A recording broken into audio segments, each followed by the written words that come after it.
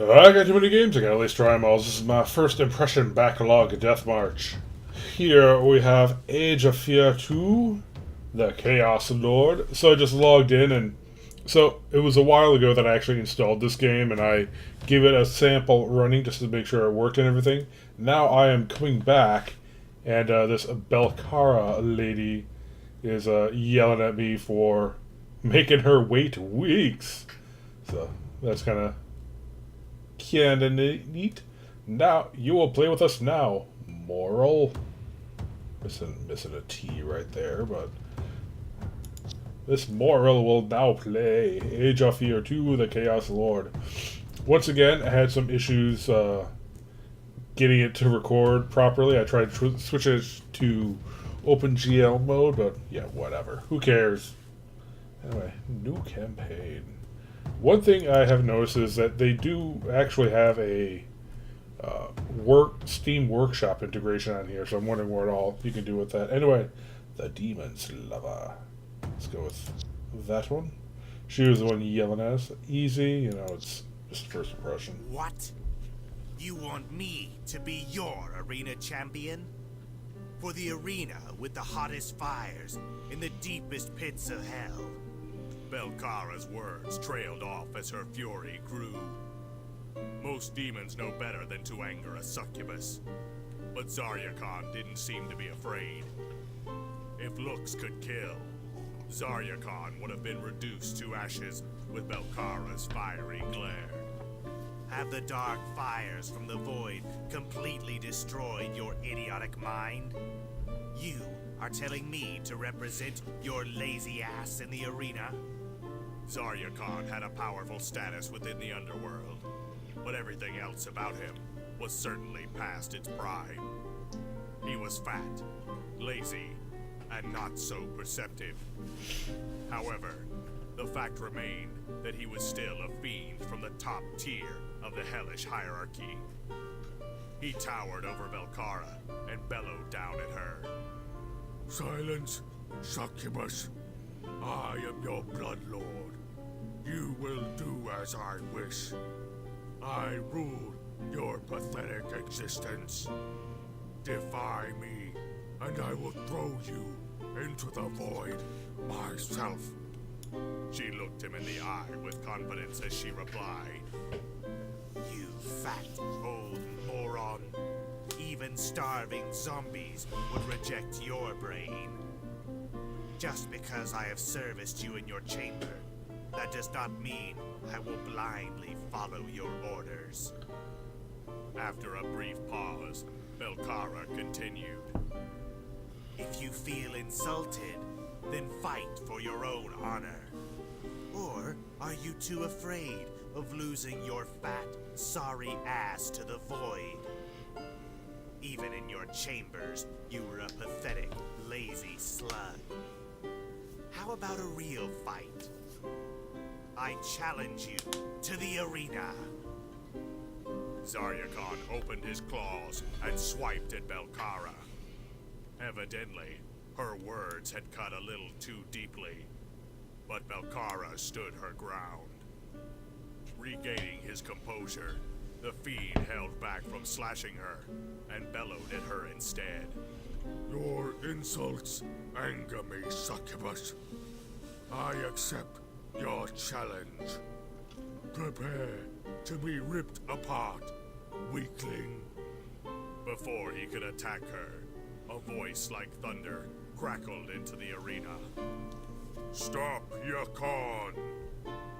There were several demonic creatures nearby, and they all turned their eyes to the huge demon the voice had emanated from. A huge fiend from the crowd stood up. "What do you want, Astaroth?" hissed Yakan. "I am her bloodlord, and I can rip her open and send her straight to the void at any time. It is my right." "No, you cannot. She has challenged you to the arena, and by our laws, you must fight her. But only in the arena. She is mine. I shall crush her grunted Yakan. Do you mean to accept her challenge then, Yakan? The Conclave wrote the law, and I shall enforce it. There is only one alternative to this law, and I suspect you would not fancy that, seeing as it is a bloody war in hell. Astaroth towered over Zaryakan's flabby figure. Astaroth was one of the oldest and most powerful demon fiends. Rumor had it that he had been offered a spot in the Conclave, but that he had turned it down. Chastised, but still clearly upset, Zaryakan spoke. I obey the law, Astaroth. Turning his eyes from Zaryakan to Belkara, Astaroth spoke again. And you, succubus, I do not know what you plan, but the Conclave will not like it. Lesser demons should not challenge their masters.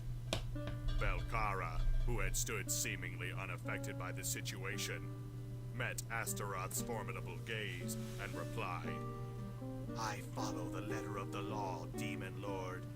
It is my right to challenge my Bloodlord. It is your right.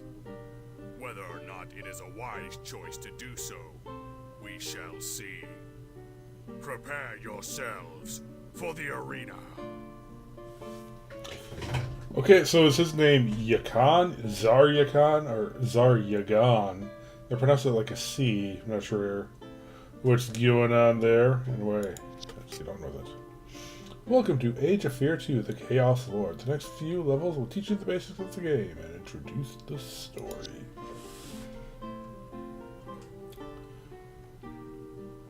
Yeah, sure.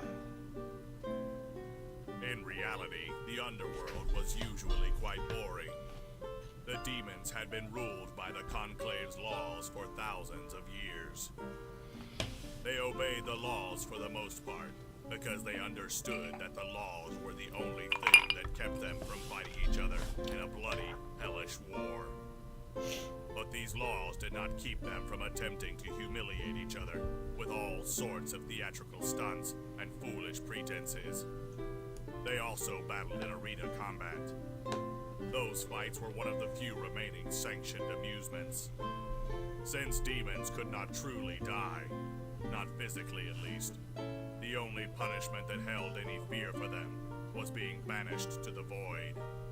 The Void was the dark, empty space between realms. Those immortal beings banished there spent eternity going insane, as that nothingness was worse, far worse than death. The Void is the fate for those who lose in arena combat, and is a fate all demons fear. Zaryakan and Belkara arrived at opposite ends of the arena at roughly the same time. You may both enter the arena, Astaroth announced in his thunderous voice.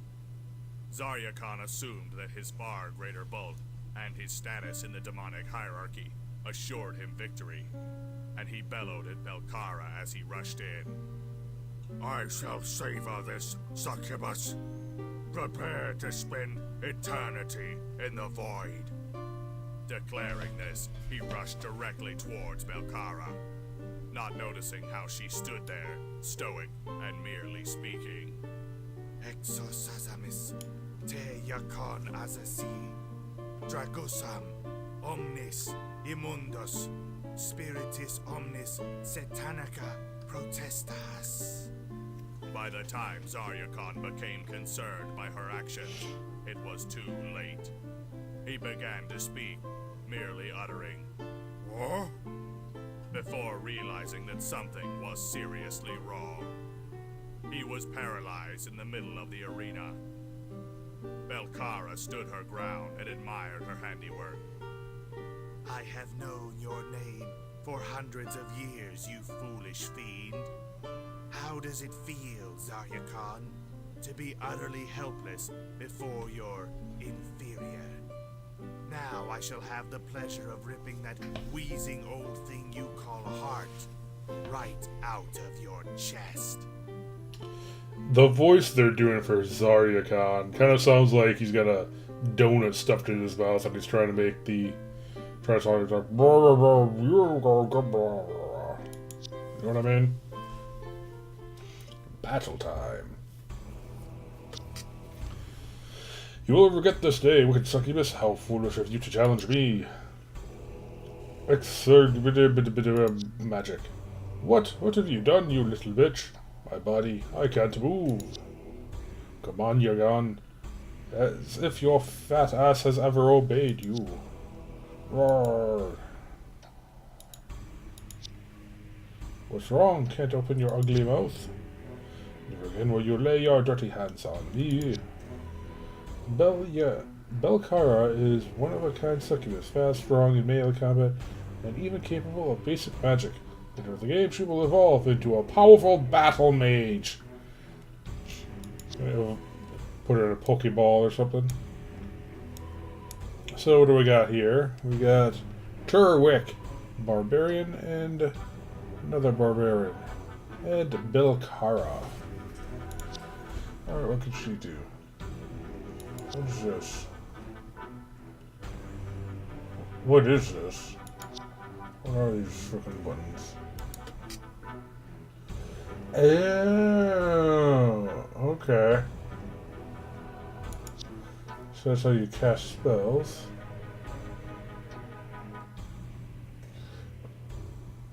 How many hit points do these guys have? Okay.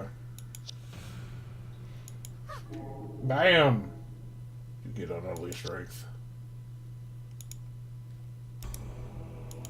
Oh geez, these things can't move very fast. Oh, those things can move pretty fast. So, I get up to about right here. Ready to go.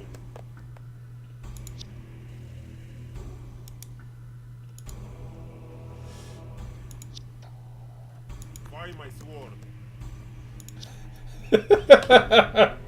Wonderful voice acting. Alright, in turn.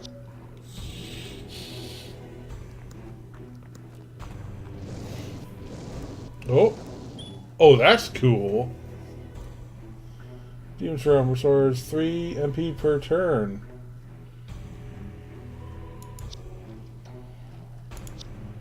I'm on it. Bam! Of course. Alright.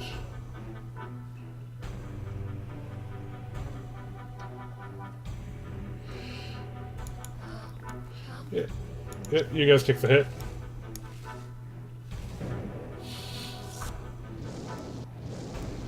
No idea what those things are doing.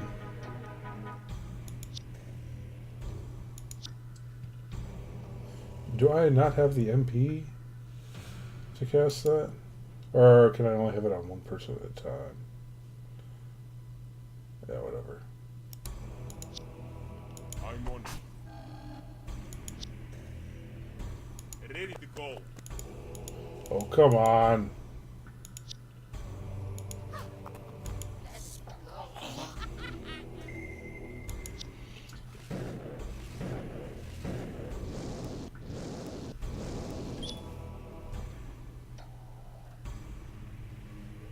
Oh, from the units menu, right click on the unit.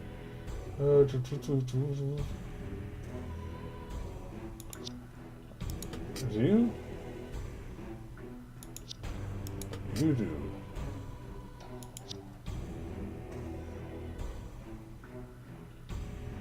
Yeah, sure.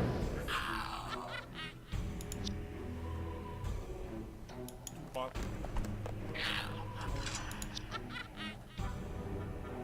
fighting back.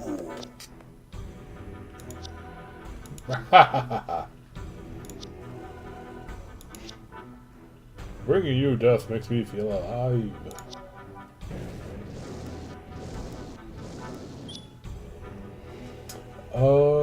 Special skill. Okay. Okay, now it's active again. You... Fully strength like that guy. There we go. I'm on it. Of course.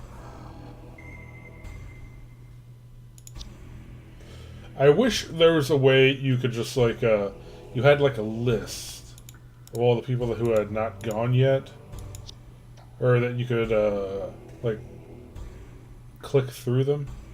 What is this button right here? Oh, that's the buff that's affecting the entire room. Okay, I see.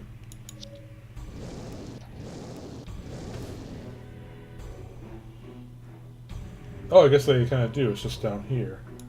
Okay. Alright, I can straight up just select them from down there. That's cool. Let's go. I'm on it.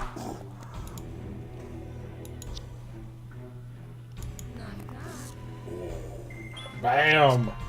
The battle has been won.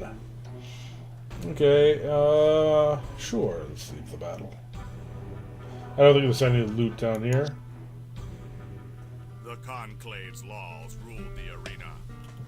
Though the laws allowed for any tactic to defeat an opponent, it did not mean that the Conclave liked it. Zarya Khan was banished to the Void. However, Belkara had precious little time to revel in her victory. The Conclave was angry. Very, very angry. For a mere succubus to defeat an older demon, or a mere succubus to defeat an elder demon, was dangerous. It exposed a weakness in the old hellish hierarchy. In fact, demons were not infallible and invincible, no matter how much they tried to convince others of this. The Conclave decided at a secret meeting to take care of Belkara. And by take care of her, they meant to make harsh example of her. Their brutality and swiftness in punishing her would make other lesser fiends and demons think long before challenging an elder demon to the arena. Treachery was rampant in the underworld. Her spies reported to her about the Conclave's resolution within a few hours after the secret meeting. She knew that even though she had defeated an elder demon, a lazy and stupid demon at that she had no hope of standing against the Conclave. The elder demons would find a way to legitimately throw her into the void. That was a certainty. She had but one hope of survival. Although she didn't really savor the idea of living without the companionship of other demons, she knew it was better than an eternity in the void. She must escape to the human realm. She was a succubus, so she did not need to be summoned, nor did she need magic to exist there. And it had the potential for much more amusement than the underworld. There are only a few portals to the human realm scattered about the underworld. All of these are guarded by powerful portal guardians and their slaves. She would have to find a way to get around this obstacle and to get to the human realm. Yet, another problem she faced was the Conclave spies. She knew that she was being watched. She also knew that the Elder Demons would not let her near any form of escape. There was one portal in the center of the underworld, in the Tower of the Void. Elder Demons would probably never think of anyone daring to assault this place. None of them would come near to the Void. Even the Tower's guardians were constructs created specifically for this task. There was an alternative route in the tunnels that had been dug by ancient beasts that traversed much of the underworld. If she could access these without being seen right away, she could stealthily make her way to one of the remote portals. She knew that she had to act quickly. She only had time to grab the one thing that meant most to her. The nesting dolls her mother had given her when she was little, and had been her good luck charm ever since. Now it was time to leave hell behind her. So she gathered all of her slaves that night. And set out. So are they trying to just record this all in one take, realizing, oh crap, I messed up, and then just re-recording it without actually editing the audio? I mean, sure, it's an indie game, but have some pride in it. Jeez. Oh, that's neat. You get to pick one. But yeah, yeah, so that's Age of Fear 2. Still the same kind of indie strategy game type thing. Again, they don't really have any animations or anything, and the interface is serviceable. It's nice. I actually commend them for being an indie studio making that kind of a strategy game where you don't actually move like to spaces, to squares. You actually just kind of like a free moving thing. That's actually a bit more technically difficult. So kudos to the team here for doing that in an indie game. That's actually kind of impressive. Well, at least to me. So anyway, seems like more of the same. I do kind of like the story here about, usurping your masters and running away. That's kind of neat, but not real sure what the other story is about. But yeah, pretty good. Pretty good for an indie game. And yeah, till next time, later.